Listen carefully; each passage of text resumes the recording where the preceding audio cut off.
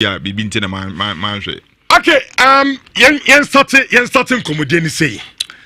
Abiana first of all, ebo game no ahomachi. Tibi kra no anya bia hwe. Me patcho Paulia Daruma. We a full 90 minutes game no. Ya download it.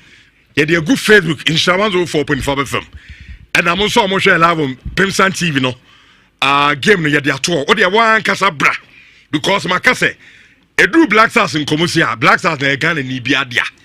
Enti ha no obiara timi kana dwen but yenye edidi atam no mfrim didi atam no de enyi mfrim but because of say national team na dia no obiara timi kana dwen enti de be game ni bi kura no wan hwe bi anu anu wan opportunity an hwe bi behwe ni sisi na inform with decision ane wasema obeka no Black Stars bobo ko no sisi yenya ne dan kisutin yampam no ana aye too early because nyame adoma next month ye World Cup qualifiers in January na yakobo AFCON mujide se coach Chris Wooten ne mbodi mboyi yampam no ana sa de ane ataka no yankofa top not for ni bim na 100,000 for no yankofa mbim na o meya adwuma no emfa emman ano ene yen discussion no dodo na ye beye awo show no so ye no nyina na ye enti won so for adwenche ne bra na yen kan and so emfa ma live on Facebook in Shawan 4.5 FM or the bar mekai and so etimi ediamount. Now here before I start to cry no. Yentie coach Chris Wooten after game ninsema or the two dana a chance here. If you're asking me if I feel I'm the right person, yes I do. The result today is something that is hugely disappointing. We have two games in November, two big games in November, two big World Cup games in November, and it's our responsibility and my responsibility as coach to turn these bad defeats and bad performances into better ones and ones where we can win both games. Okay, I need a coach Chris Wooten. Your boy US game ni wie no.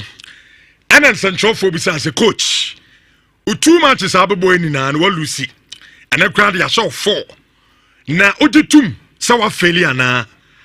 Coach say ane mejitum ma faili because me buy no 2 games am boy ni na ma anya de first one is 2 anu ya nso no ya sha me 4 etimijitum se ma anya de na o say we disappointed awo no an kasa ni team no ho because of say they no social as the head coach no when oh 2 friendly games e ko boy and so our US no but we say omo go back na the ankoye ni na no oma keka dia bom na oma hese omo betimi enso aye ni yana ane ko Chris Wooten na se no ti abia Clemente good morning me nsa sem fenfi ho enti de na me kan se enye se bi obi ehu etan bi ana se bibi nti na manhwe me amanhwe because am say health wise mo ame because me po ani man bi a mekwakoye ni nti no na me gidi se me side we be ka ho a na de betimi abo nti na mama ntimi anhwe no. That's basically it. Na Richard don say if you are so atrebia say obi ka no kura kire wa hwe abeka so odi watemo oso do kura ne atemdidi no eye thin line bi na dam finfin o nyaade no beka so ja ko nyaade a obi ho o fa ne se wodi na atem but o ka no kura so na ache so nyaade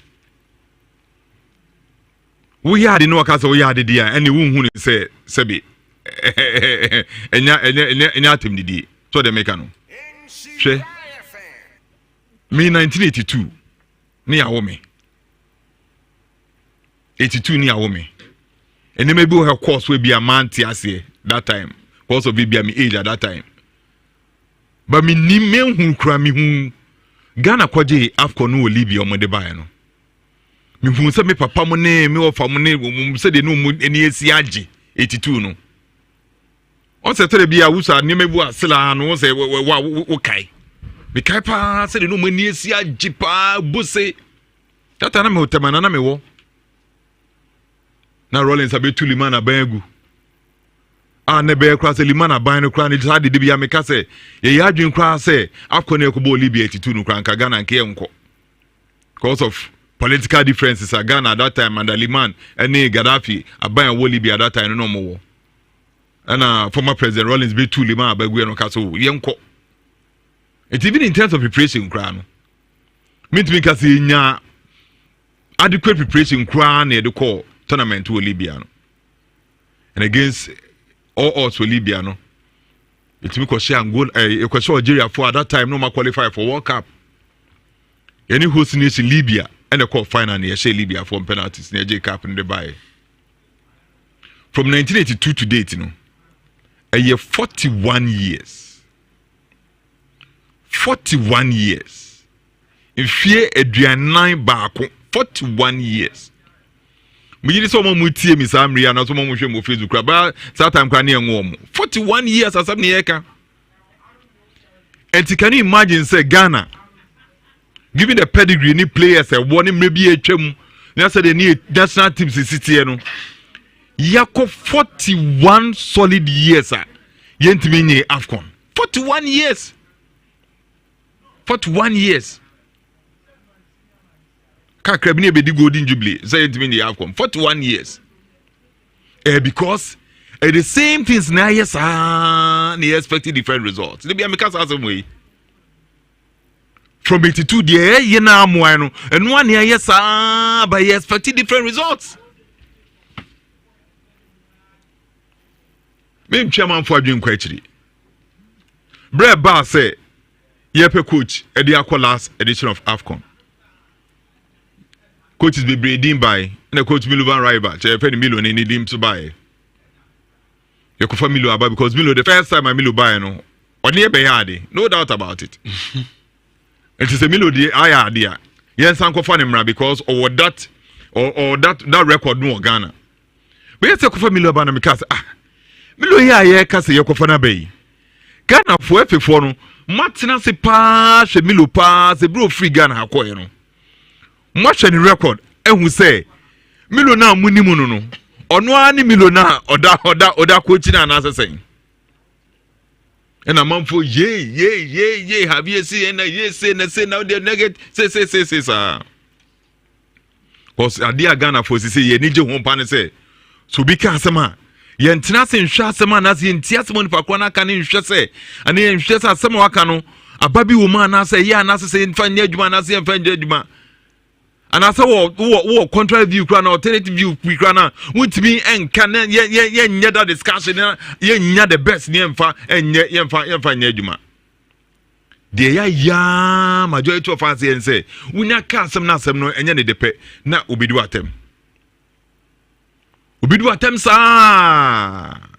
sa keka dia ya pa kire na sa kwa bia ode na libesi mini ayala so mbesi mbo ni de say so wonu sa kwa no o frame me say me ye preku ba nyina me ye preku ba just because makoka asem on me nya adwene and that has been it into obi o ha wunya kasa asem ne che na ade no so nim kra na once we din attempt sa no the next time no oto no ohwe sa and ye men koka na edi matem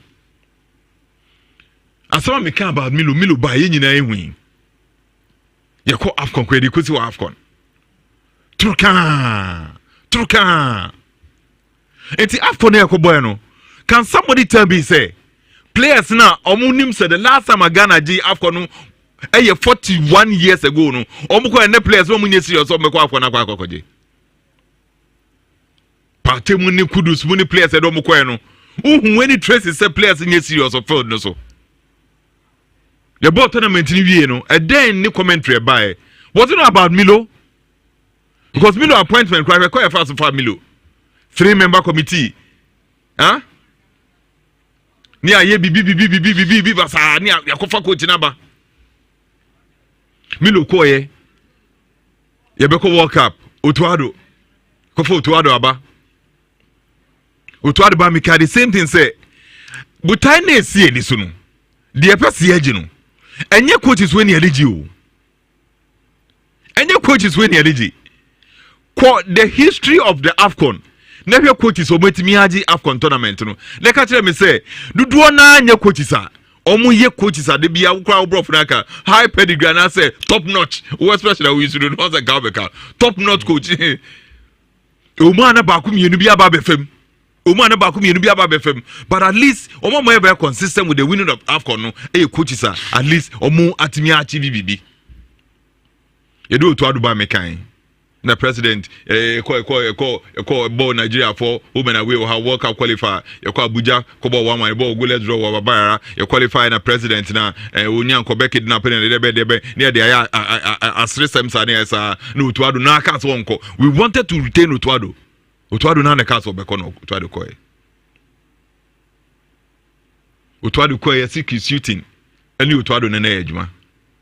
Nti wona no your technical advisor nti. Yemfa djuma na mano. Na assistant coaches a omobua Otuado mo ediko World Cup na ekwaturka no omo nso be assist Chris Hughton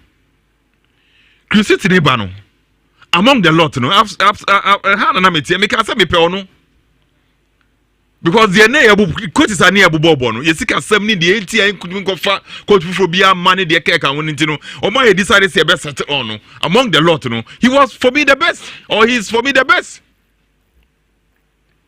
Among the lot I do be kwako form no. Cause na me pobia onye yes man.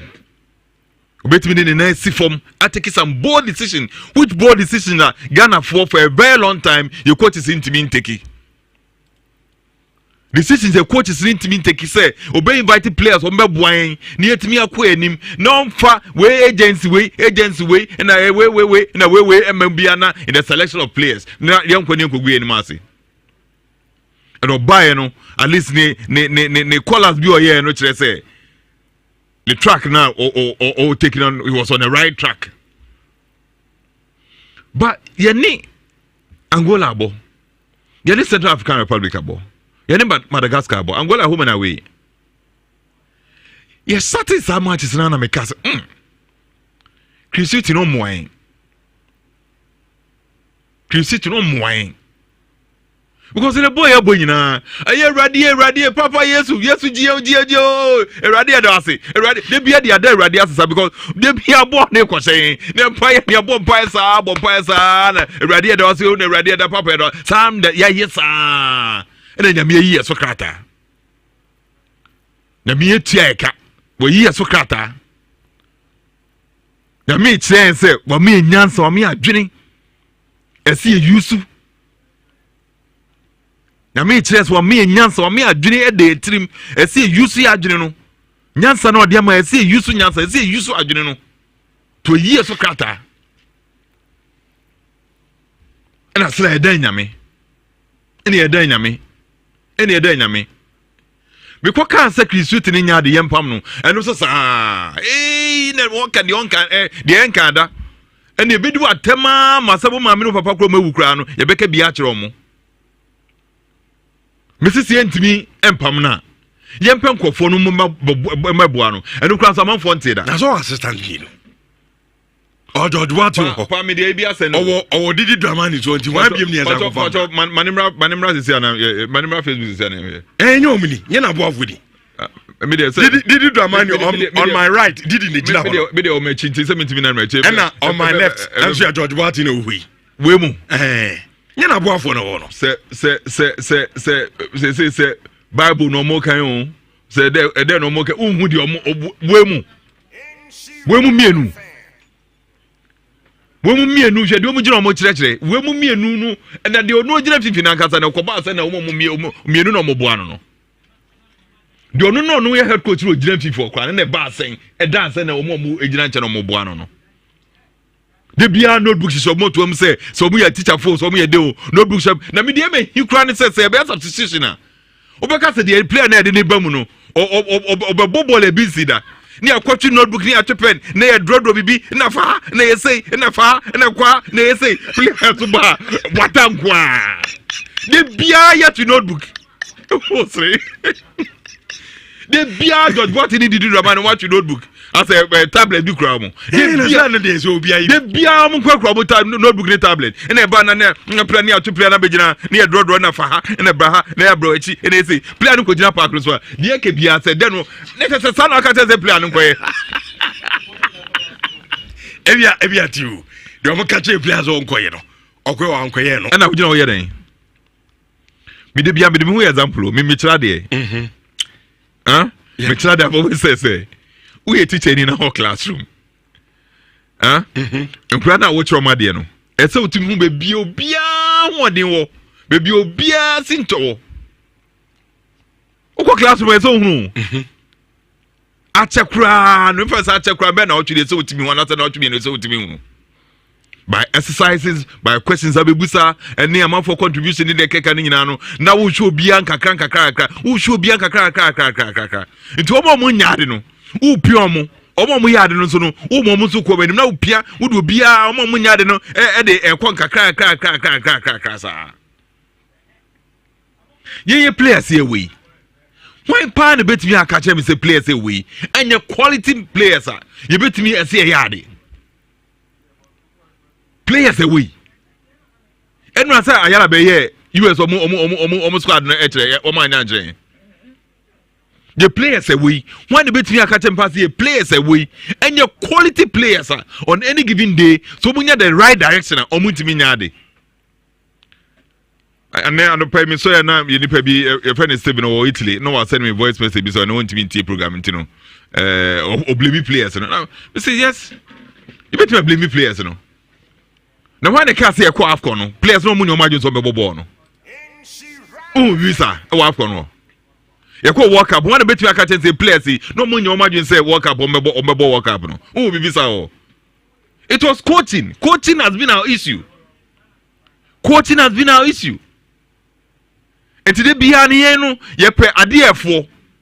And so ye pe say ye big. I say ya top full slide. I say wako full slide na wo one city be wo the one city compare Italian shoe kama so na yepe. Enti e be ko so afa sa coach sisa ne de bia betra ha ya kwan sa ni akoni asaba sa because yenim de ase ye eso asip se yenim de ase ye we know what we have to do to get there but you ready say be you're ready say you better say na more na you better be di akwakoduru no. Now wrap up for first obesa second round. Into for wrap up for first round. The be make say His Excellency the former President Kufuor Kasemi. And so we me feed that. What's a Ghana for? In my dear biabo. But in my dear biam password. Former President Kufuor Kasemi. Okay. Ta de bia Ghana for kaze ni boadi but enim nim faso yentimi nya cost benefit analysis de bia ye cost analysis Ghana for cost analysis nko an ye nya cost benefit analysis musa de no me the 20s Ghana na ekoto but me the 20 Ghana de to a me nya 50 Ghana we don't do that and the 20 Ghana na ekoto the 20 na ekoto the 20 na ekoto ni aka ni sa ni aka ni trasa ni ase no enti de bia ni yentimi nko anim. And I'm sure Morocco, any Liberia, almost AFCON, a match on boy. Morocco said Liberia 3-0. Now, where said the Muzibo Bono? Omudu Magro cry. Omudu Magro simple. Any Madagascar. Or no Madagascar. Asia, Nayebre. Or no Madagascar. Central Africa. Or no Madagascar and Africa crank, and you be crank. In case you crack to Mukro, now to baby crown. You need to share cranny ebre. Yeni Comoros shi ani ebre. Yeni Central African Republic shi ani ebre. Because woman who dear so muye. Omo national na omo nimbo no bono. Omo scattered all over the place. Omo fresh from kakra. Omo the right selection and the right direction omo dema players no. Nti Asia countries are brand near Africa Cup 4 times no matter once, twice in nyina. E bia be say be 7, e bia say be 4, e bia say be say ye the 4 na na yakasa for 41 solid years. 41 years.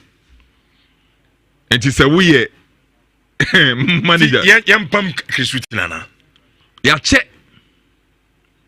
Kra. Sasa me kai kobe 3 months kra mbuni. Ya check. Spain.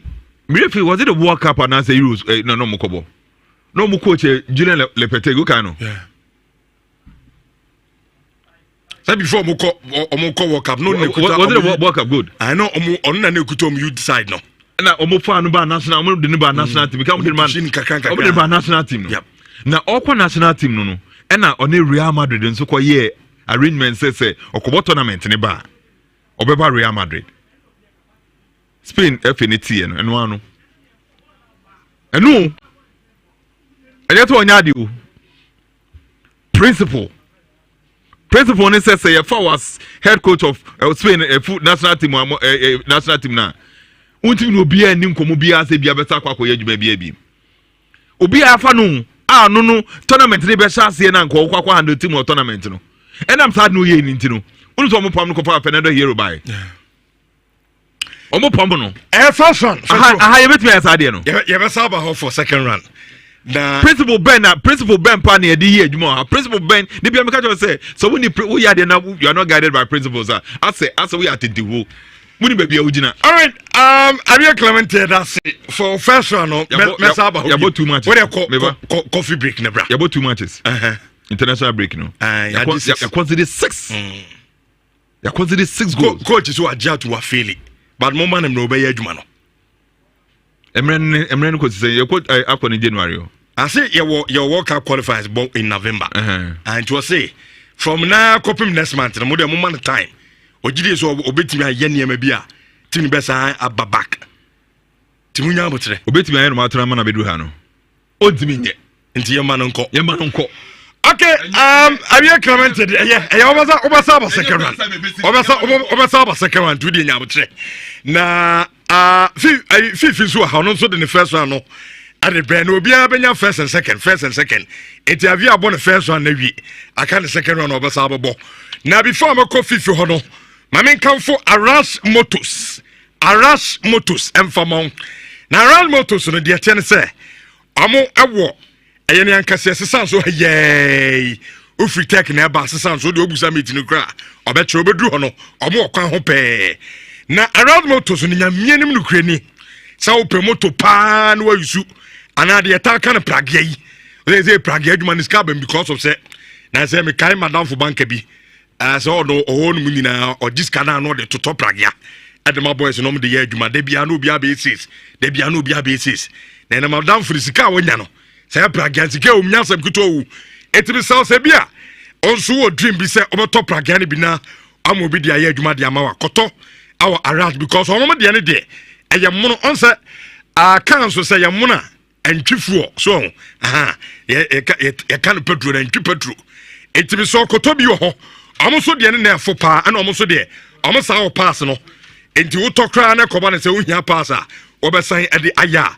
ano so metimi aboa na onsan so no etimi akabi omo ne ma na fo eti ko na onso kotobi nyame nya adoma community car ye boy sei ade obaji bia no Arash Motors mano aye motorbike na team no so no afa na omo de akwado betimi edai bia mesaw amusan awon kan ana tamale enti ono omo ni nkomo Ewo 0557758893 na omoniama no efo pa me se moto no pragia de kotodo ho na de mani chu omon kra ne se 12 months warranty de besu bia a whole 1 year de besu bia betimi de akọ na omasan asesa no enso etimi edi amount pride bet se men kan chaw se obetwa bet a omonko ankotin so because of say omo us asuso udi ya nso ne Chelsea card amount easy cash out 1 city utimi di tabet awo ho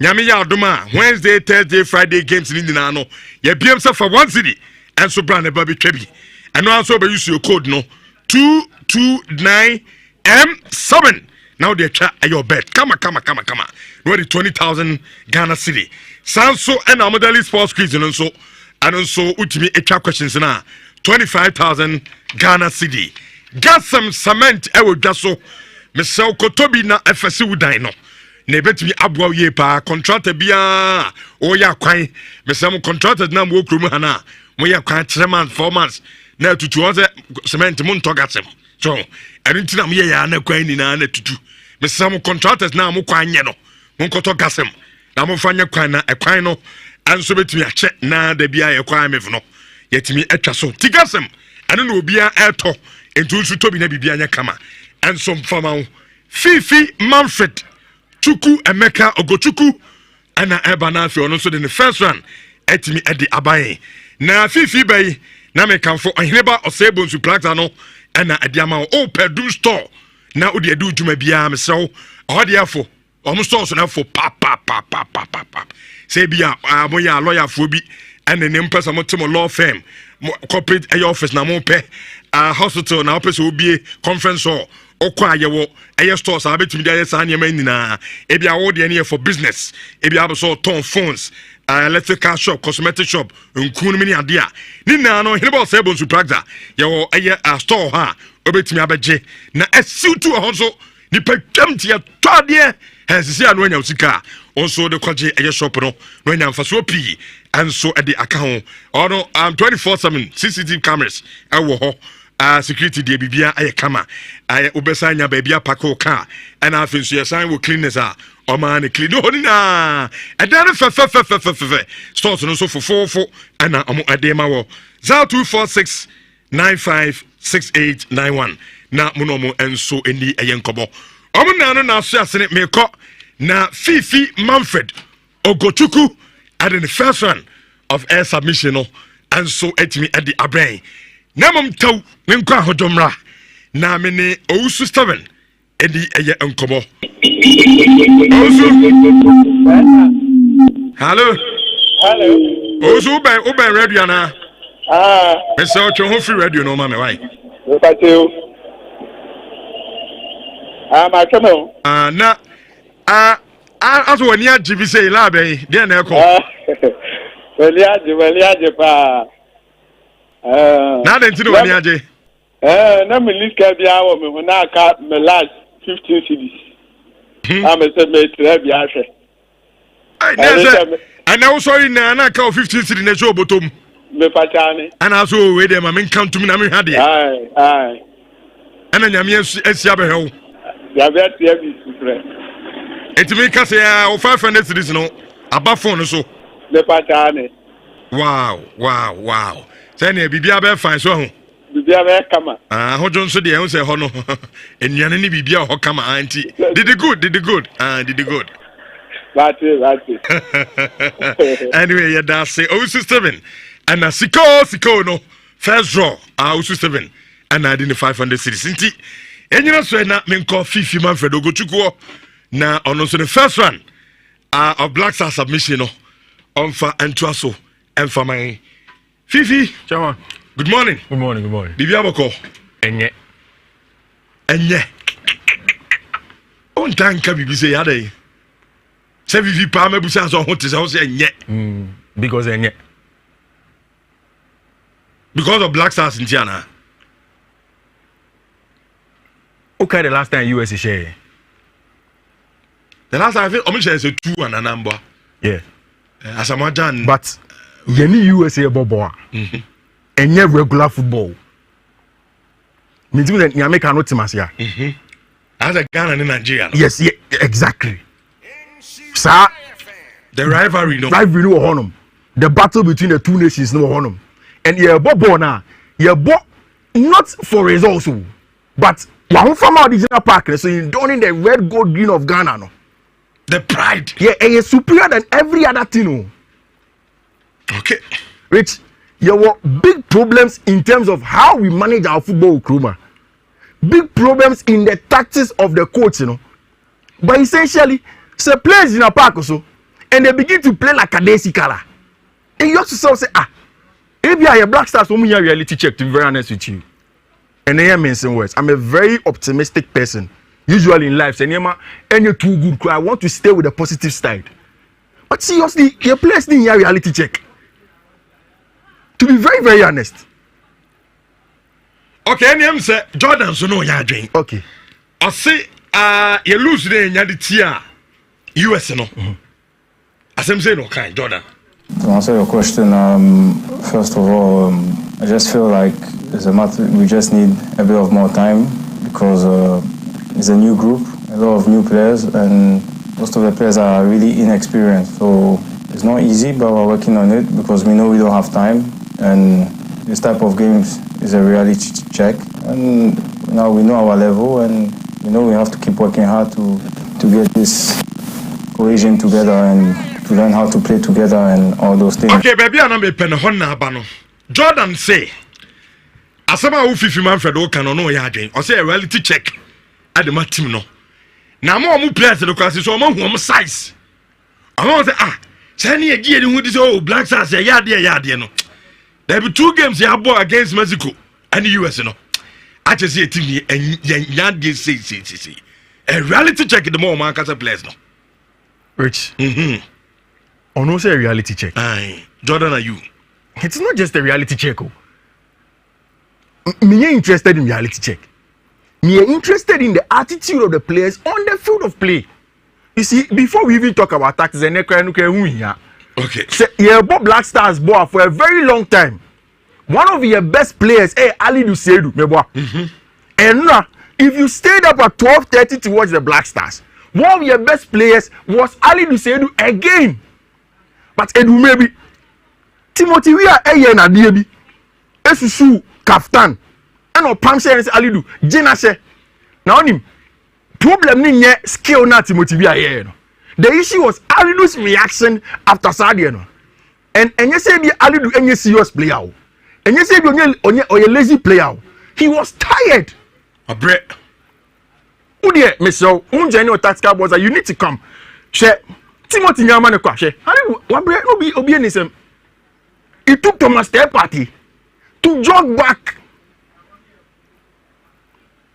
He is tired, like bono. No. Because he believes that you can talk. She Ali do him. The Ali do hands on. Yes. Paul me so for camera no capture ni mamina. Yeah, Kovi. Ebe roli bien. Sa fam ko Ebe roli bien. Ali do pa nti. Ebe roli bien. Yeah. You ball na so kwa na Ali do bien himself, and this is near emotion. Ebe back up close. And you will see Alidu's reaction consistently. He say, you watch the game. He was one of our best defenders. Our game in him. Rich and Aban. Baby in him. There was nothing else he could do. We are caught. You see, Jordan said, your team a new crop of players. Do you know when Timothy began to play for the USMT? Maybe Jordan should do his checks. And will be a unique crop of players, so that excuse can wash and wash it. Again, your friend Akwebi following Balogun. Balogun is Nigerian descent. This is the first proper time that he's having a time with the USMT. Was he not on the score sheet? One more boy now. Also go. Giovanni Reina. Also that mobile Sama Dortmund for the USMT. Is he not in there? I know she too. There is Ghana near branch a friend Yunus Musa. Yakoko Uno New York man. You mammy papa you Ghana for. Yunus Musa just played at the World Cup for them. This team of the USMT, see I can't age. You call World Cup. Apart from Yanni, one of the youngest team in the World Cup, they are also part of the youngest team in the World Cup. But you see, consistently, say our problem just goes beyond names. Any nipa bakumi enubi. It is always easy here because say, oh, FBI you say, coach BI you say, player BI you say. Yesterday there was no Andrea you. Today, say Andrea you was the problem for the game that we played yesterday. You watched Thomas Partey's game. Out by a large extent, your best player on the field of play. Nobody is mentioning his name again. And Korea would have gone back to Thomas Partey. Only the Anu Buffy bar. Sergio Dex. Yeah. Wait, Plawi. Sergio Dex. Where player? Anu. Yeah. Black Star Pro to be better than San Opas. Sergio Dex. Exactly. Saplawi. Yeah. Tibusamus. Native Black Star players. And you're born on person. Bobana. Saniasa. No. Sergio Dex. See, your problem, Rich. Makacho consistently. Makacho consistently. Ewofia say your problem no run is skin deep. And you peppering over the cracks na dey be aye no. And you coach be our sound. And you player be our only club or bowl. It goes beyond that. As a country, we are not serious with the game of football. And I'll tell you, Rich, no game model. Greg Bellhelter, the coach of USMT national team, he took them not more than about 2 years ago. It was a consistent effort to track every American born or not born player or American descent out of our country, no. Yeah, we are. They give them reasons to come and play. Ferrari had a big chance to play for Nigeria. Nigeria team were top attackers. He could have gone in there. He chose the USMT. Yes, US, we agree with you. But the consistent tracking of these players to get them to come and play for them. Before Greg Belter came in as their manager, they had developed a game model for USMT for no. You go be your Yes. Look at this. In the past, Defender Obobo Abuchi. Rich Toboasi, in the past, now Black Stars here boy. USA for the bar. Have you ever seen a USA team press before? This is the first time under USA under Greg Belter. I feel no more pressing. There is a game model that the USMT play in by the USA for the men's association. And they have a game model. So it doesn't matter if it is coach A or coach B or bar. They play with the USMT game model. You need go model if you see. I can tell you about 4 or 5 formations. CK Akuno tried to play in a 4-3-3 attacking and possession based. Not defensively your issues. Coach Siapi at the time will try and go into a 4-2-3-1 regular Ghanaian formation. Even on Oka, sometimes not boy in a 4-2-2. No identity. Miloran River came to play a softball ball on 1 goal project. 4-2-3-1 again. Avram Grant, sir, 1 goal project. You know. Every day, everybody is changing. And Otuado, we try to go into a 3-back, but the more possession based, you have to send the BM again. Now a new manager has come. We've changed how we play. No player consistent in the kind of people that we want to call, because they are sharply divided amongst player lines, coach lines, and affiliations. So every day, will be our opinion, but it will fail to get to the root cause of the cause. See, your goalkeeping department is shambolic. They be a catch us a Ghana, your best goalkeeper Lawrence Atizigi. Ono crown on Yadio. He is not the best who he in your ranking of goalkeepers. Man maybe a best 6. Man is 6. And I want him. You see, I won't go far again. Me even the comparison with USA grab him. Ivory Coast. And you see, yeah, right to Dream Academy to develop the best young players. And then quickly, they all send them into the Lelefa of Ivory Coast. Rich, Evan Indika, Osimiano Diamonde, 2 top center backs, aging at home Ivory Coast. Eric Bailly will next injuries, come and sit on the bench. Because there's a game model for all of them. Have you seen Hugo Bruce South Africa team? No? They played again and then next. Hugo Bruce, South Africa, Omujano, Omani game model. The person we say in this structure with the sporting director, a particular leader we want you to go on. Any game model, you give the person time to build in that regard. After some time you do then you mark them. But they be a corner and my everybody inaki about what you know inaki asa. Oh we asa. That is not our problem. We can peep over the cracks with the divisions. But your problem is skin deep. What is the structure of your bone here, Bono? No tact, and then no conversation about tactics. US 40 million indirect free kick where you boxing. No, my boss. Are you serious? Now, when you say how go we? Yenia Cantona. Yeah. Was a Cantona free Ohio. Nashville. Oh, Nashville, Tennessee. Come on. Or drive 8 solid hours. No, they call Nashville. I don't call her game. Now, I say something say. Timer, almost a train on what's in the book. Yeah, no. Because our travels are quite way. Yeah. Now go game, no game. Yeah. Apparently, and we'll see from. Yeah. It will frame and I'm in Casana Macajo. Me have born you know TV so. Yeah. The other commandant are rich. But they say you have to follow it. Your mother go out. Santa no much for. Not 4 goal number. 4 goal number. In 22 minutes, he has conceded 3. Giovanni Rona doesn't play consistent football for Dortmund.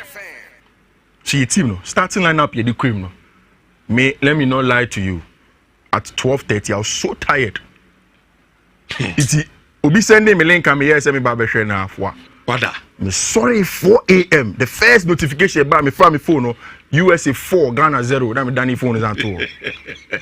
So at 5 o'clock I'm say okay. I need to watch the game in preparation. And I me call back into footballer usually all games ya bobia. We call footballer and I'm de I watch the game. Maybe a distance starting 11. Maybe a resting players. The only first starter resting is come out Nuruddin Abdul Manaf. But no, really is a good goalkeeper, to be very honest with you. Your quality of goalkeepers thing, you can mention Richard Ofori. Mistake. Richard Ofori, your top goalkeeper. Nuruddin is not top goalkeeper. The future is even more bleak for us because Osha Ghana Premier League, you can mention 5 goalkeepers. That's a push your man with time they can be better. I'm telling you. How do we develop the likes of that lad? What is the coaching? Coaching from that level, Rich. Yes, your best coach was Soronom to affect the game at the base. It won't happen. Let me tell you one of the reasons why the women game is really developing in our country. Obiagi say they know Haptel and Christ. Don't know Haptel. You see, Basigi is in the women's game. You see, Basigi is in the women's game. There are a lot of former Ghana Black Queens, any Princess players from Jai Bobo who have gone to Sweden to go and learn to be in the women's game. So the women's development, from ground and it's coming up. And I know I have to earn results, But in our league, it is symbolic because coaching education will come non-existent. I don't know. Now you say Bechem United former goalkeeper, me feel the but at least Oko Tanzania crowd. On and one of the best goalkeepers for league in him. The ball progression is bad. Say, and I make an. You see when you know, I see I made 20 a year, you say 40 a year. I feel I bet me a day. Then I bet me. Say, Suba, Daben no bet me. Then we start learning from the base.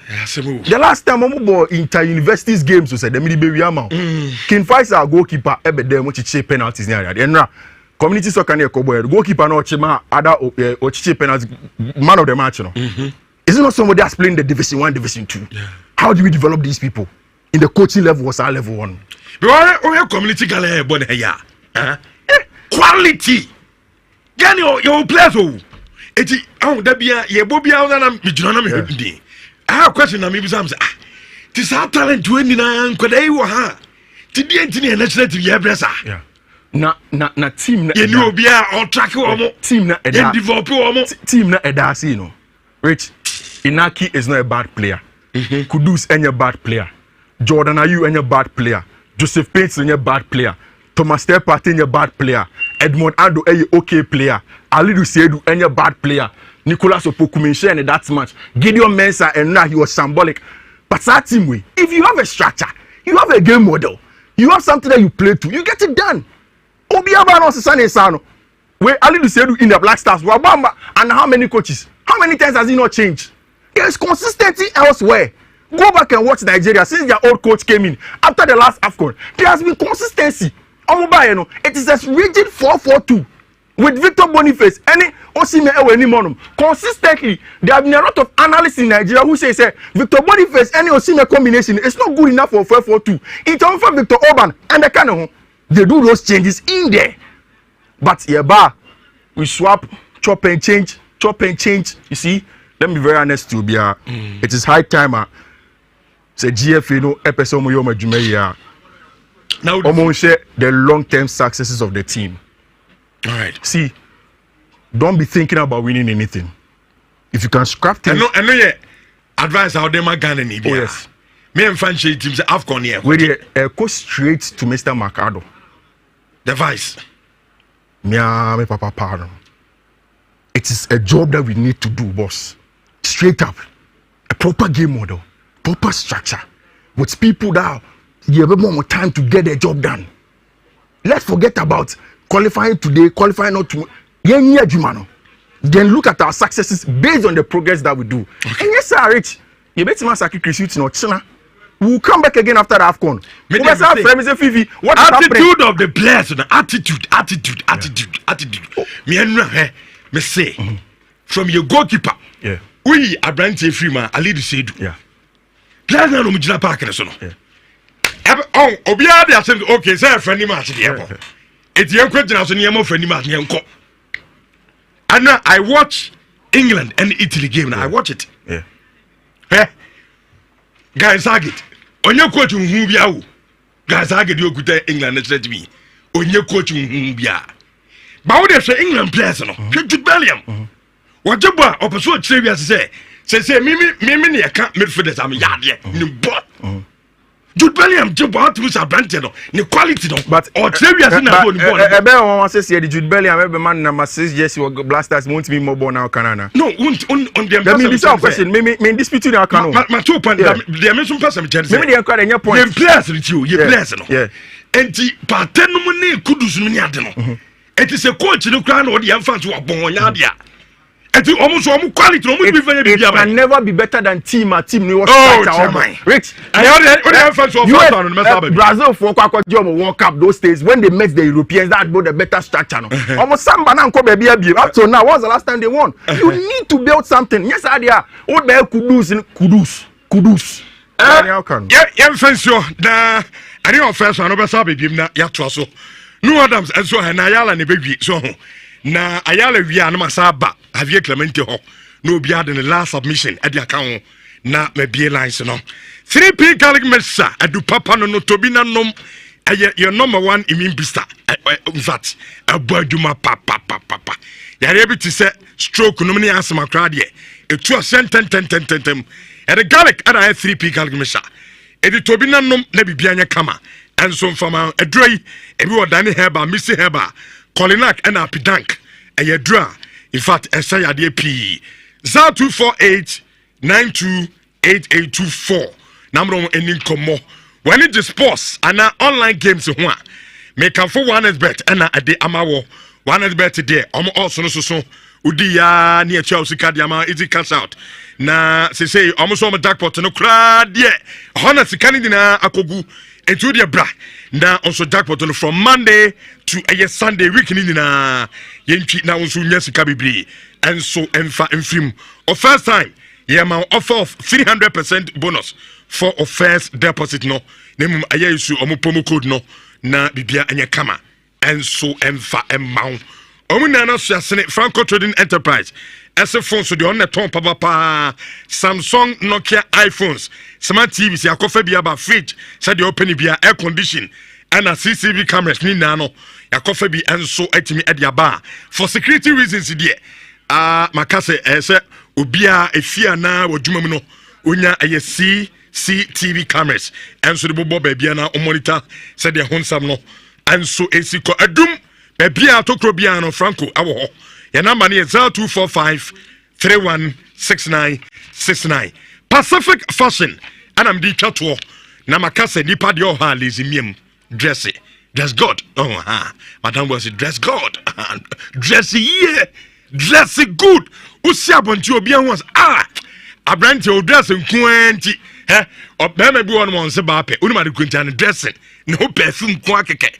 no ba bi atwama no I was dressing in Koyesa, Yana Hadrin Pa, maybe up a polo t-shirt be, na we be wash a shirt so open office shirt or bar, aquada, and omon pabwom, bibia, dressing there, and one Pacific Fashion. May see event be an program be our at Adia Shadeko, where I will be or could in an aquash skirt, eh? I was about how they call Pacific Hall. Now I'm on dress so good. Maybe be a kama and so and fama. You come and see a dumaya and yama for over 20% discount. And a Sunday ma your hineba or sabons to plugs anima when sabit me akaye and cancel your West Health Mall. Na your number near 0531521580. Namno any como. No Adams Charo. The African football expert. Rich. Now who you there? Oh, na me that room. What you hear game ni be? Oh, me share kakra. Okay. Was that family. Ti asem da hwana me yum sheme. Na o kai say Ghana me kai say Ghana hwe ebo match. Me fam phone na me se me ko high school me call 3-0. And I'm sad die. Oh, when you want mantem. Oh, me say a lot. But 3-0 na I'm sad die. Ti me sorry na me say the sad dia. Me hwe highlight ni de ko fa ka fa ho na. Okay. Ya hwe de ko. I see.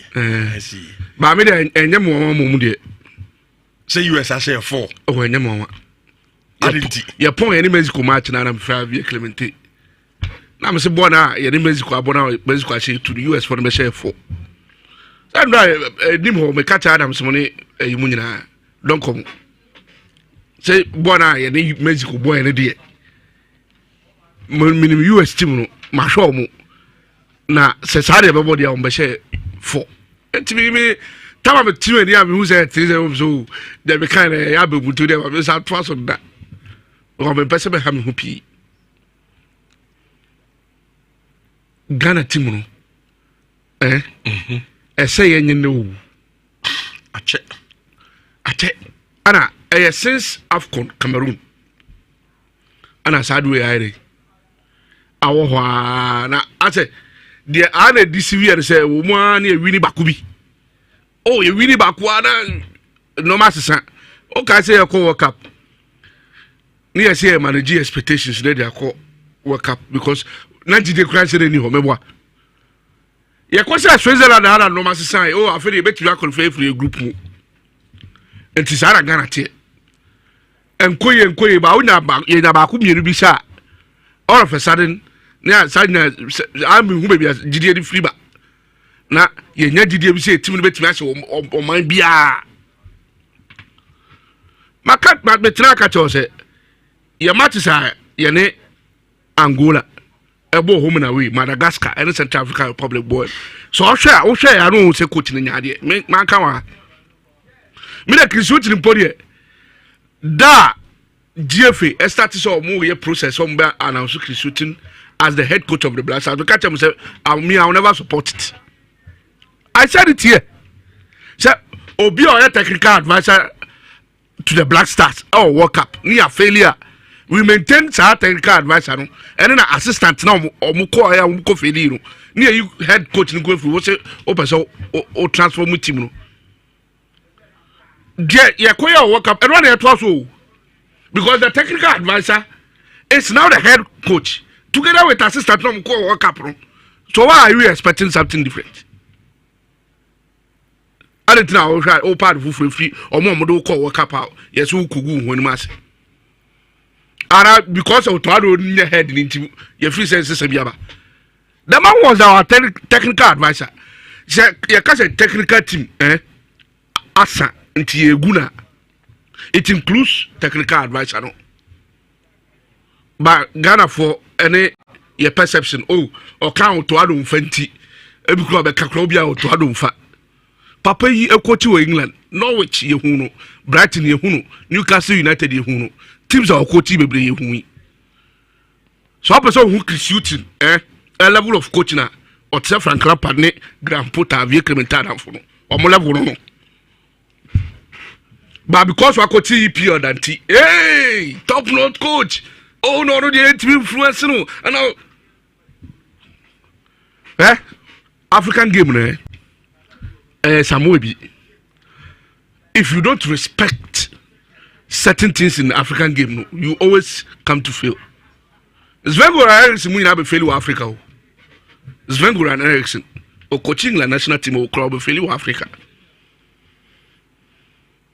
It is not about coaching EPL or neither.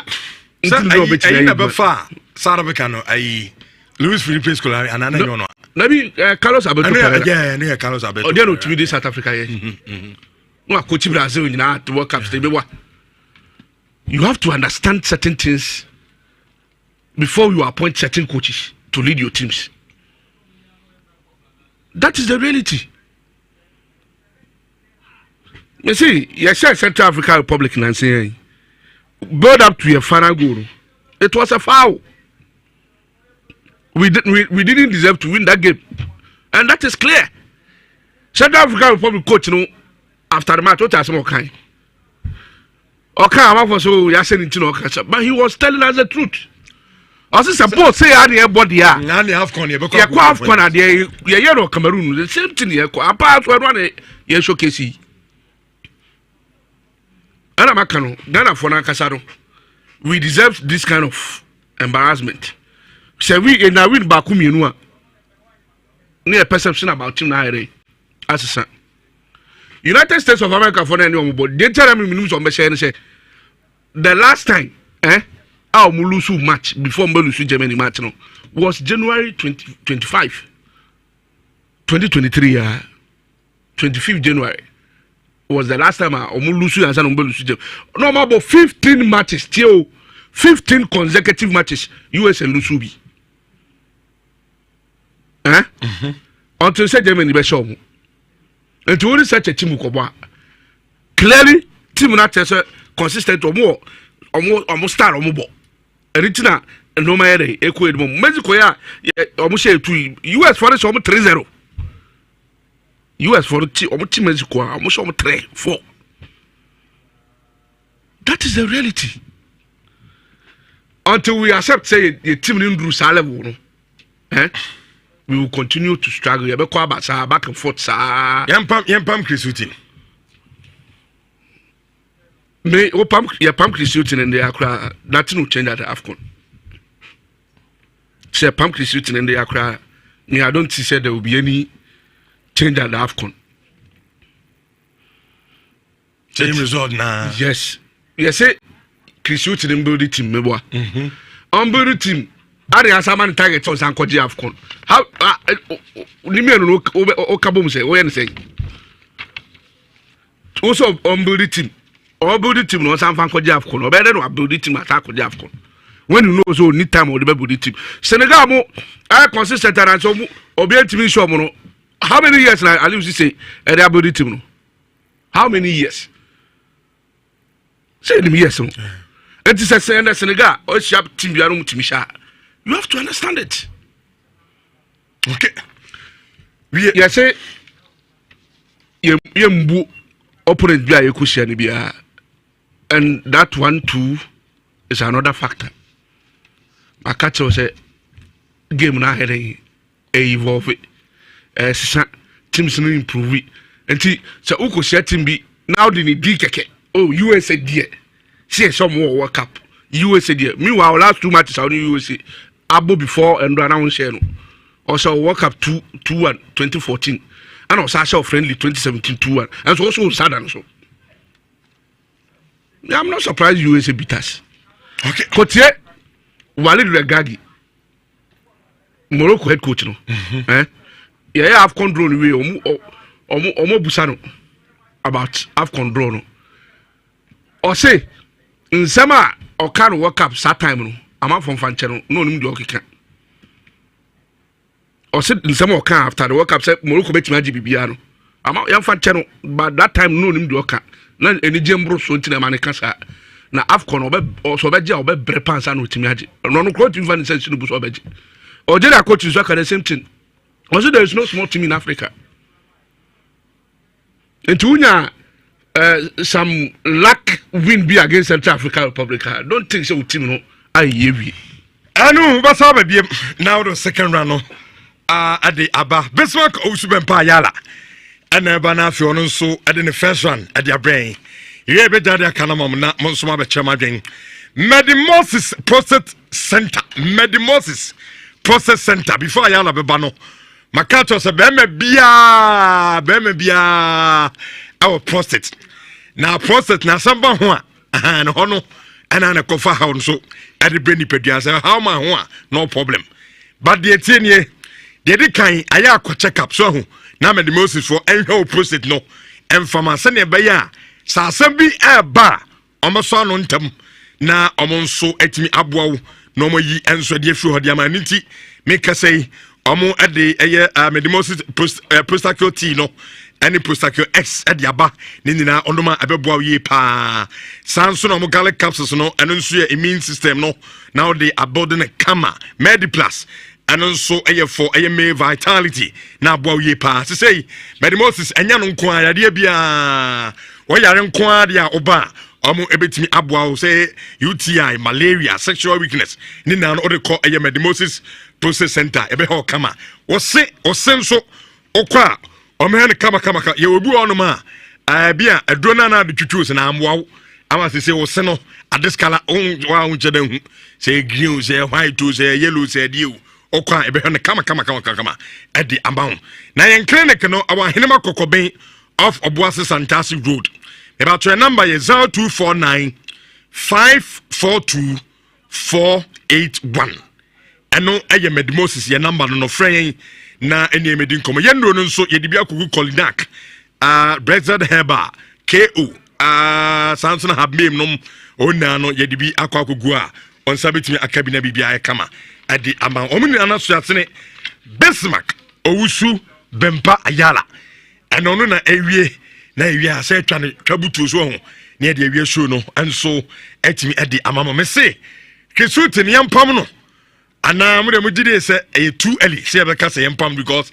this is just a friendly game ne ko boy anti kiama no mre na o de anya hwekura no omo World Cup qualifiers ni wie onfien kobo AFCON na still na no bia enema because me AFCON de there's no way say Ghana be to akwaje ye nkoye hwe nti nka wo anya ye ma no nkono nkobo wie na nkoba ya pam no ana so na no ye pam no kran sana World Cup qualifiers no enso adu obetimi no message na ba na ya kenkan enso atimi adi ama wo sanso na other problems no ye gusua ye kikeka bia solution bi so of course enso obetimi di abana ya hwe na ya kan enso awo aye show no so parking show no awo aye New York parking good morning so ho ye there I say good morning boss player I better tell Fifi Nigeria he shouldn't mention them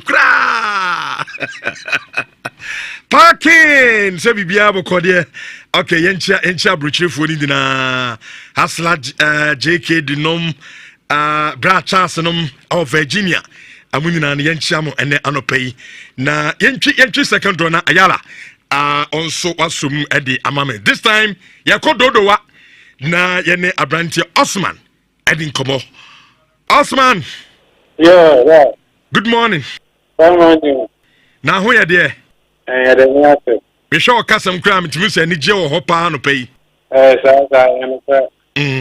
siko no utwa sen but me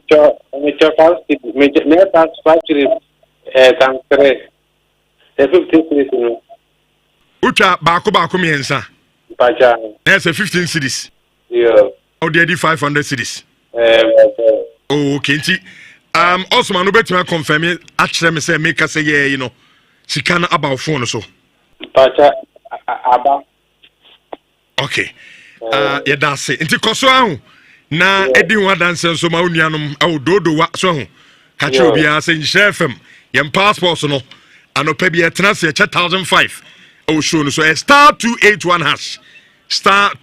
hash no choose option 2 Nhyira FM now no so etimi atwa wa ya dase yeah okay enti Osman dodo wa ton ana branch no wa ne onna oye second winner and so ewo aye siko no and so ayala eba na me say Dr. Abedi Kwada so say I don't know friend police ni edru I think this kind of Black Star players won't make it to heaven. They play good jama than on the foot of play. Dr. Abedi and this message and so at the Abreme Pato Laundry also there I say please can't we give the Black Stars coaching job to the Black Queens coach? Pato.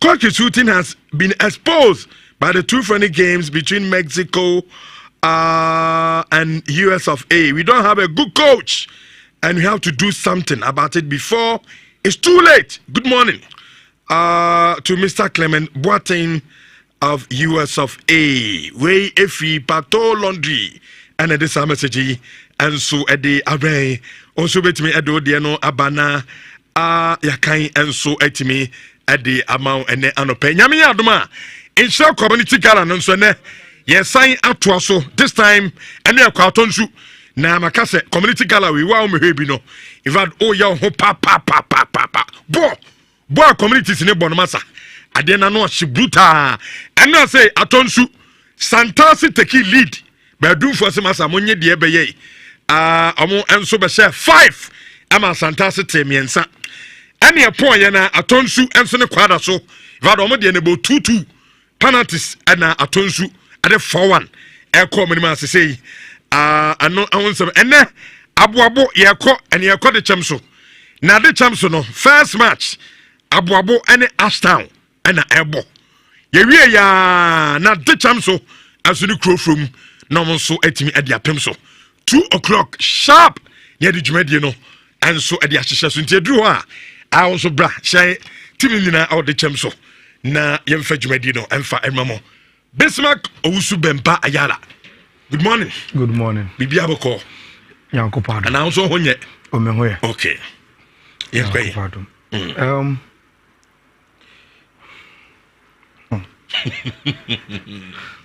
Asebu. Okay. Me timi hwe ball no. Oh, me 90 na. Solid 90 minutes. Na lineup ne buy na me post it on social media. Then I had a message from Akobi or say, "Oh boss, oh baby, we still time. Ababe hebo we be." Me answer me the man and say, "For God and country." Me medjuma no. And then me begina ha e wo say me ka ho asem. Na say man hwe bia me de na metimi abeka ho asem. Enti me hwe ebo ne bi. De etosu mi no. Me hwe ebo ne wie no. Say over score line na ugeji the mood of Ghanaians or mopebo na. The about no first and say Samuel nkofo bebre ada. Omo ye awake that time no kra no. Ebufu ewo makoma mu no.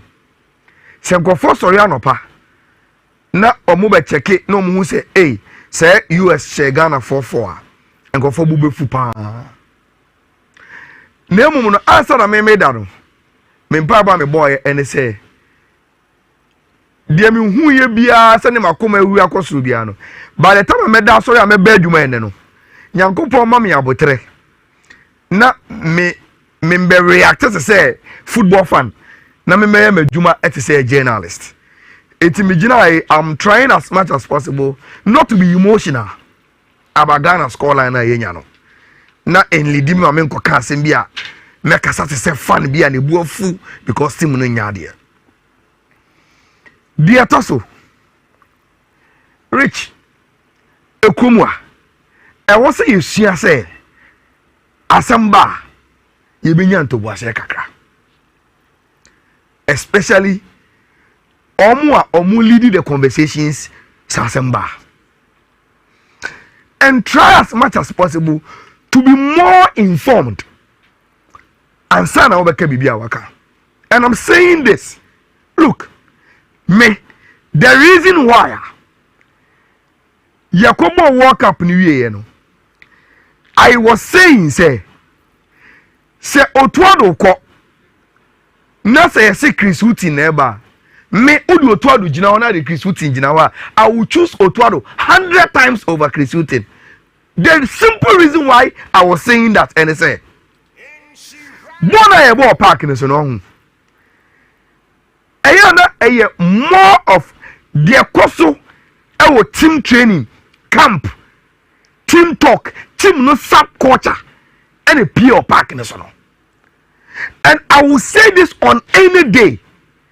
In recent time, the last time I blasters any coach and not the team sub culture, top notch was 2010 Milovan Rajovic and a team Otuado. In terms of the preparation, the details, and the norma, Yakwa World Cup no, he made mistakes. Men can see and whatever. He made mistakes in the team lineup, substitution time and this no. But you could never fault him for the team subculture. Never. The meetings our schedule, the tactics, and the way of communicating channel, mantiano, and mantana ahufama, any obuano medima Otuado. Now, the reason why, and I will say this, maybe and some Johnny, what would you mean? Oh, Shamino, maybe the other say, I will go fetch for the information and come and feed it to you. And because you trust me, I will give you the accurate and objective information. Rich, since I Chris Wooten by, I'm telling you, the young park in the it is evident of the subculture of the national team. Or lose dressing room. Min kase wa lose dressing room, but the best description no and say ni methods now the team no. The players don't really think say he's a top-notch coach. And oye too liberal. Too liberal blasters camp wa. I'm telling you, say we be blasters team now. You don't need a coach that is liberal. Min can chuchi obi aso and say many players no wasem. But your national team no. Rich, the players are arrogant. Players, no. So when you coach Omusuna, Obia Edope. And I'm telling you the truth as a journalist. Chris the Bayano. Where you too libra the subculture of the leadership team no. Ama Obia Edope. And that is what we are seeing on the pitch. For now, but it doesn't tell the whole story. Me that I'm setting my alarm so 12 o'clock. My phone me. Till me down I'm quick. I'm sorry. The first thing a journalist over here I was searching for lineups. Till me sorry I'm who lineup ni Ghana and a USA. Me say me reboa. Say a Ghana gamer. I first look at the opponent any on my lineup, and this was US for lineup. In a typical 4-2-3-1, say in a US for no a ball game no, we will put it, but any omona ye attention but we will put their 4-2-3-1 lineup. So this was how US for no a boy in a typical 4-2-3-1. Say the master share ewa hanu say and omo boy. Now in their 3-1 no. Timothy we are on the right. Dortmund Abranti friend Joe Rona on the man of the match. They are now what dying it, you know. Then Christian Pulisic on the left and a Balogun as almost striker and a Eunice Musa and a Caroso. Now Ghana the anybody, you know. And I will want to quickly put off US for the because and your mom wants them me babeka. I want to put Ghana lineup no park so. Yes starting game no. Rich, yes starting in a typical 4-2-3-1. Enti manaf no dinda epomu. Ali Dusedu boy 2. Gideon Mensah boy 3. Jerome and Nicolas Opoku boy 4 and 5. Then Thomas Tepate and Edmond Ado boy 6 and 8.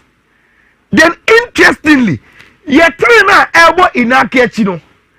Coach decided say Obebo Kudus on the right, Joseph Pencil on the left, and a Jordan Ayew as your number 10.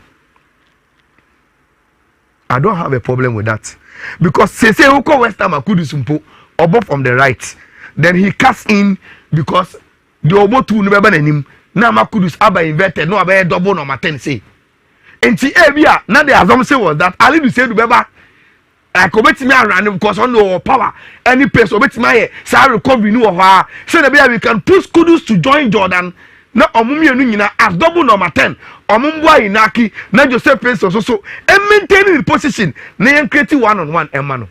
Now Rich, I am giving these details for a lot of people on my game. Yes, that's the game no. Black Stars were dominating possession. But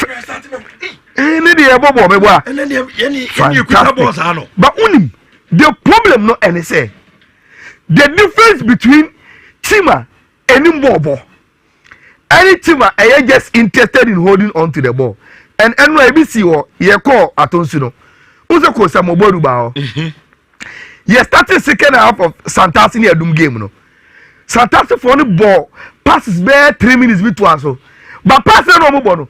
They were playing the passes among themselves. This is one of the major problems in Ghana football. Bono, your bobo square passes in which yours. And your passes in a line say, Boni passes a corner. Ya passes no, your bono say, and see, oh, yeah, a little J. Obano and your Bia Famana, no, the Aman Nicholas. Na Jerome Opokwe biem no a possible na mano na Gideon Mensah no a possible na mano se Thomas Tepate drop ba no ojibo na otani onye obi afama no asabo back pass iti ball no ye na ekuta yo ana ye bobo no wachire wa ye bobo no wachire wa now Rich ye dominating do baby na USA for the who say because of omu shape ye intimi penetrate and ma catch now say your biggest problem with the Black Stars no and he say ye intimi pass ball no to break lines yentimi nye saade no so obi shepi ejira yanima yentimi penetrate sani pakono with your passes. It will become big lines with our passes to find your front men. Until your ball on the first bare 10 minutes, Rich. Now ubetimi akai boa. Jordan as your number 10 in Nayaka. Inaki as your number 9 in Nayaka. Kudus as your number 7 in Nayaka. Joseph Peso as your number 11 in Nayaka. Omuna in Kabo Nibi. In the second half, any Joseph Peso, any Ilasa Usubae. It's a Joseph Peso na Yadi Ilasa Usuba, Obian say Ilasa Usu is a central midfielder. Any Thomas Party, any other Salis by. So we change from a 4-2-3-1 to a typical 4-3-3. They say 3 midfielders, 4 as Miensa, Kudus, Jordan, Inaki, and later a change Inaki, any other Antoine Semenyo by any year changes. We move from a 4-2-3-1 to a 4-3-3. The same problem. Yentimin penetrate, yentimin kwenim. Meaning some time so. Yeah. But the second part of my analysis was my first part, is to tell we are singing. I say it is the same old story. Chris Wooten is not helping us. Me coach now or coach a Blasters team or improving a team. That is the first part. The second part, players na kasa. Attitude. More. They are not giving us the best. Now, Rich, I am no crack Salis in you. I am no crack Amateni ho. I am no crack Jikuni ho. So, Omuni hono. Yama wu Nicolas Opoku. Any Jerome Opoku opportunity to play. Yam Fred Babaraman. Give your man Yama opportunity to play. Mebwa. I'm not born in a Hona Namu. Gideon.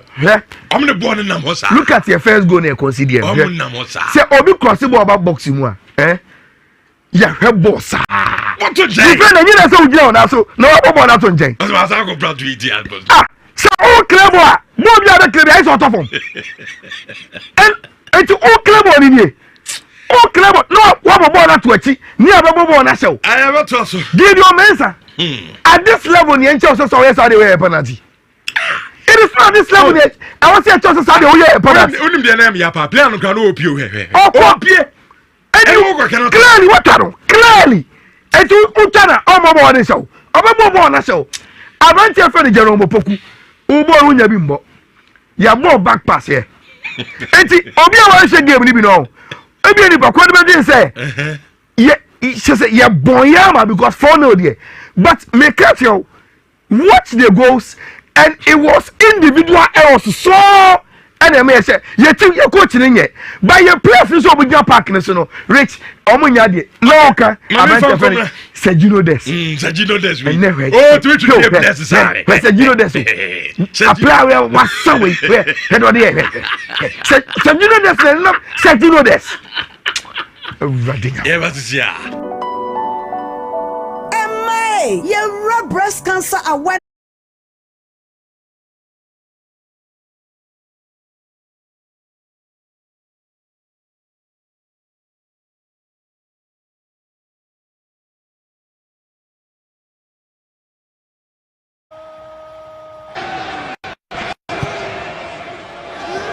Nhyira gets it back again. He's for good. Belgium. La pelota la tiene Serginho, va contra Mensa. Es buena esta de Serginho, sigue Serginho, dejó para Wea. El centro, ¡gol!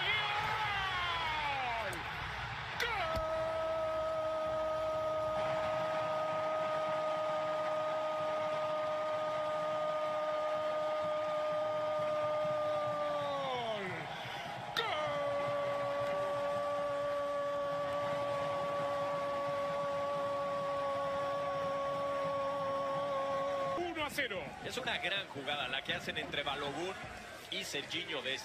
Ese toque que hace en la pared deja fuera a 3 jugadores y después corren con mucha fortuna. Dest.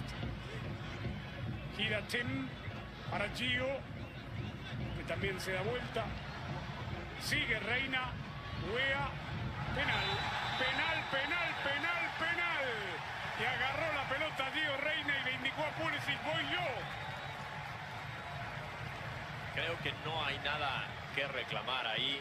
Tiene la pelota con mucha habilidad dentro del área y hay una zancadilla ahí. Nhyira hace el balón para afuera. Lo toca. Sí, no.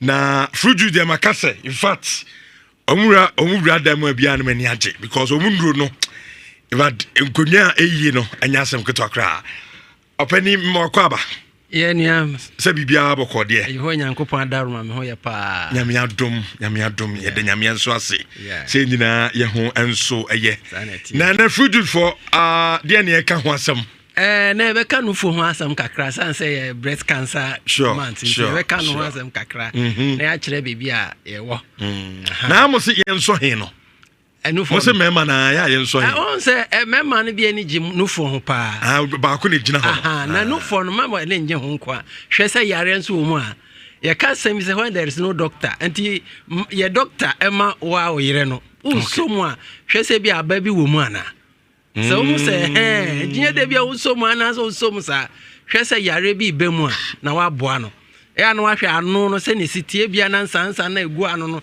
aye more than se na na nke sitia no wa hwe ten fe wo se to dan so na nufo no sizes bia bam no so se wo hwe na o de boa na se wo so mu na o no sa David e bi so nufo no mu a wo se na nkora no to awache gu rubber no omo no sa za o ha ba o prano okay o prano to da o mia kakra hwe se nsuo betumi afimu abia moje bi betumi aba na there is a problem man na rush no ko hospital ana wo de opese mia ori nufo kama wo de title fruit juice mano okay onya problem bia wahu onya problem bia enti ye bedi kan tiefo na ya kire mo bebia ye wo ekina ye be ye adwuma wo eye prempra semre ho Fox FM ho ekina ya wo bono nson pepepe na ye wo ho ye be adwuma afiwa akosi eye nwumre no nsia ena ye be ye adwuma ho na fruit juice no ebia na obi pese otu bia obetumi akọ have me pharmacy open so tu cotton akọ obenye bi ana Fredman pharmacy de wo KO no ukọ nso a obenye bi afi pharmacy bi ebe nso ukọ nso a bisa fruit juice ho asem obeto bi wo honom ye normal ne ye 0244 51 4507 yeah 0244 51 4507 yeah ye wo achina de ye wadan ye be call aye prempra semre ho a e wo Fox FM anim ho a ye be start 7 o'clock akosi anwumre no nsia fire normal no se na edi kan bobo no enu twemu a fiada memenda Joada Branda ni ukuada de ye was Santase runabout La Vicus Hotel wodi wani akyerɛ ɛyɛ kejetia no pavement no so be ama no tonton pɔboa do si wɔ hɔnom na obisa sɛ hena fruit for wo ana sɛ ndro for no a ɔmɛkyerɛ bebi a yɛwɔ na waba ama wo nso ho atɔ enti de kan sɛ no fom yare no no matade ba pa bi nso yɛ nsano bebrebe mani bi pensa papa omonom sakra che mema na ya omudi sie yen ya omudi sie bi obenye anya aduane bi agye se onom sakakra ye be se so montwa so san se wo nkwa eneye na kokram de ba onufu mu a ehu pa etoda nso a ebi nso ye busuan yare so wabusua ni bi anya bi penso a eno so tumi kofa bi ba na mo ye nhwe ye hu sie because ahodaso ne ebema se wo hwe ho so yie na sa yare tete se ya ma eye sen se ba kofa yare tete sa abrewo entine eno ne ade a ye ka kire obi a wo ye bema nso a hwe na aboa wo yere na ono ankasa moa no ho so rushing ko hospital na mom se ntesa nso dia ye srew bepe fruit juice heba misama no sanse ekoni peduen mu a eye no fonu nso adwuma yesepa na ye mobo yare ahodro bi a fruit juice etumi ye ho adwuma obi wo ho adwendwe ahye ne ma odwendwe asi so the friend stress and as depression fruit juice ye ho adwuma afi nso yare bi etese kumamu yare a ye friend cardiovascular disease kumane de bia meka sese ye bo ho bansa na de ye koba enti eye no ma bebre pompi moja na fa ntrinketo no mu fa kase no mu nso so ya dwen na nkasa mpo ehia moja ahodo bi na entri na enemu no ebi susu a entri bi wo ho agye se wo pa ye trim nwi be se mu 4 anza na wo di wuramu a ayeye nanso ye bi du be 30 years na bebre ne mu asisi enko moja no mu aye duru ntumi enko ma entu hia duro bi a bibia bebo ama moja no aye light enye light bebre ena mpi nso bebre etumi adi uma frusane akwa abantentem enti me kanfo fruit juice ba Mr. Amao na aboa afi se opeso bo liver ana kidney ho banso a fruit juice be ye ho juma Amao entwe mane ma tembia se immune system ne very stronger ena kutia yare ahodo nyina onu fruit juice ba Mr. ye no ho adwuma Amao afi ebia na sichire yare kakra bia ba system no mu wo pancreas no ntumi enye adwuma yie produce insulin no ono so hia no ma bia be boa no akwa wo ye ni peduan mu nyina hia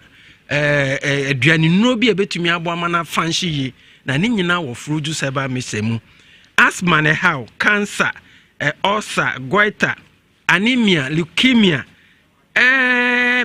de hu pa na nsi amanfo ka ho asem ne mema wo muntumi entutuo biwa ne yero fefefefefefefe okodema na wosu wo ho asem no yesrew bra fruit juice asoye wo de ka ho asem wo ba ka no bokọ kire ye yesu be hu no bokọ na ya ma waduro bokọ na akoye adwuma no bokọ ama na watimi wakame ekoso wo fio ne nyina nso aye bokọ oba nyinse oba ma oyere nyinse bokọ no awo bokọ be wo ba fefefe bokọ ama bibia nso aye kama wo fio enti ye no mani biom 0244 51 45 07 0244 51 45 07 fruit juice heba mesa de ye atosode ne nuaba na aye ne tietie mu an se nyankopon bo adam no se kona kodi nuaba no onim ne ewu mu nti no kansa a kire no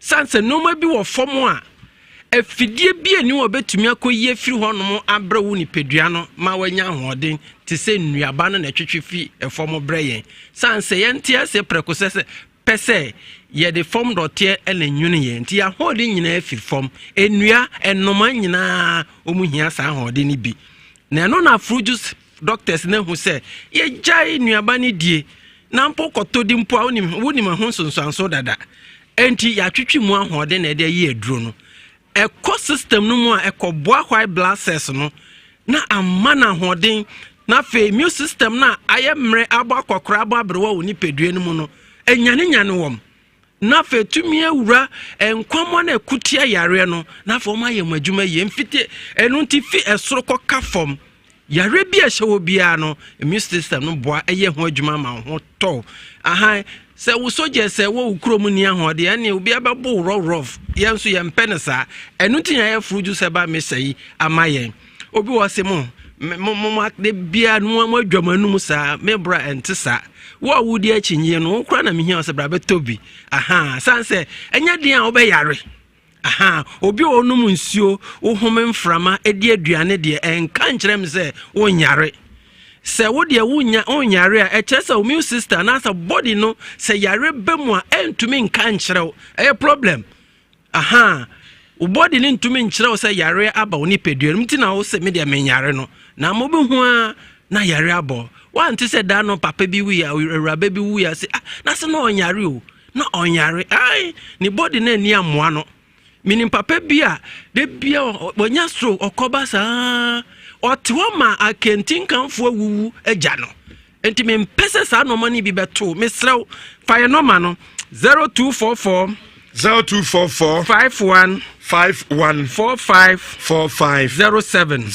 0244 51 45 07 Frenomano na beje fruit juice ni bi na mmoa na maintenance in case media menyare se yare na banso a wo de bra yare na hye ho hye enka ho 20 na wo so nyare eti no madro ni bi keke wo de ko obi o kan say ni mi be ko na sika oh mensro de bra sebi u aska no no bi na befa adaka ne body eti mi so fruit juice ni nua essential ho na ya ye binum aka wo ba e be kire kwan fa so no enye duro kwakofa cap akese bi dia no da bi kakra bi odi gu nsu ma na ho ato aha minim se mo beba ye chi obi tiefo enso edamase pa ene ejide so bia enso ebante fruit juice for na ya to mo enka no ma entwe last draw ne nkofa adom kase no enso emfa emra na ya last draw no ba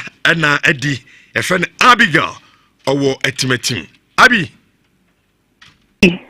Hello Abi. Hello Daddy.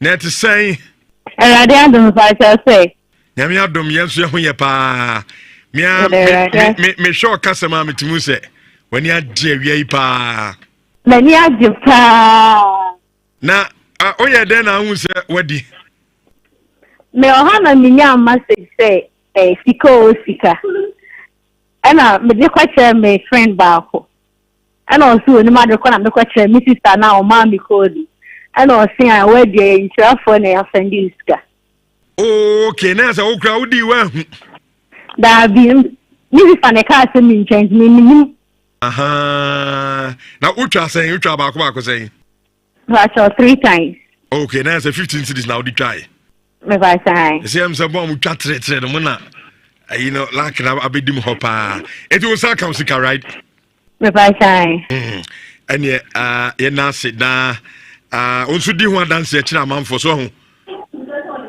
me ba sai star 281 hash baako bi abetwa bi 5 cities why okay enti Abigail ane ne kodi nkomo na timatim ana Abi anso ewo ye ai na why wanka be refi but anya hwe mama yense me hunu ha na me mfanka happy birthday and confirm Christina Ankama o tano so we fi Andy Costa o say you show happy birthday and Christina Ankama o tano so aropei happy birthday and confirm ya sorry adom kase ana to so nyame adom a yebesia awo eyede champs na yede Nhyira FM community gala no ato am so na download my MTN app na